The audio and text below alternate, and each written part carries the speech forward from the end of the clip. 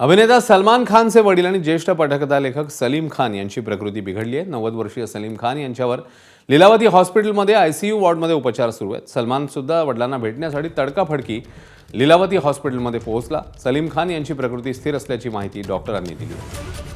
सलीम खान यांना नेमका कोणता त्रास होतोय याबाबत खान कुटुंबियांकडून अद्याप कोणतीही अधिकृत माहिती देण्यात आलेली नाही।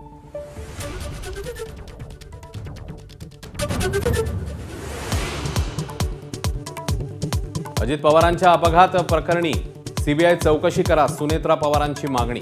पार्थ पवार, प्रफुल्ल पटेलांसह सुनील तटकरेंनी घेतली मुख्यमंत्री फडणवीसांची भेट। उपमुख्यमंत्री सुनेत्रा पवार ॲक्शन मोडमध्ये। अल्पसंख्याक दर्जाच्या खैरातीबाबत सखोल चौकशीचे आदेश, तर मंत्रालयातल्या लाचखोरीवरूनही मंत्र्यांकडे नाराजी व्यक्त। मुंडवा जमीन व्यवहार प्रकरणात पार्थ पवारांचा संबंध नाही, चौकशी समितीचा निष्कर्ष। तर विजय कुंभार, अंजली दमानी यांचा क्लीन चिटवरून आसूड।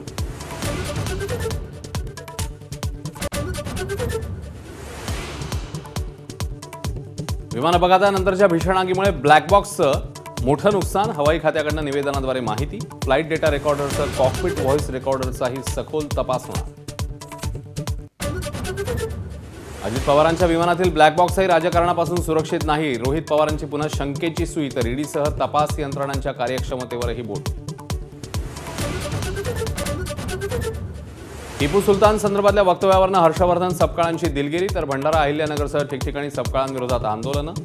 पश्चिम महाराष्ट्रामध्ये फिरकू न देण्याचा सकल हिंदू समाजाचा निर्धार।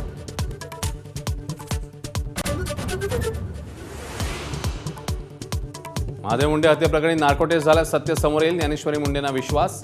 दोघांची नार्को तर एकाची ब्रेन मॅपिंग टेस्ट होणार असल्याची माहिती। एसआयटी स्थापनेनंतर चौकशी लवे।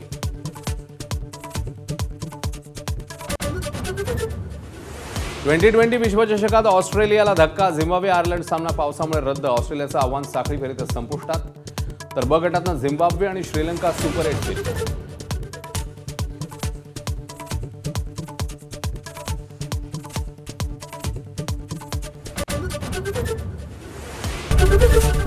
एबीपी माझा, उघडा डोळे बघा नीट।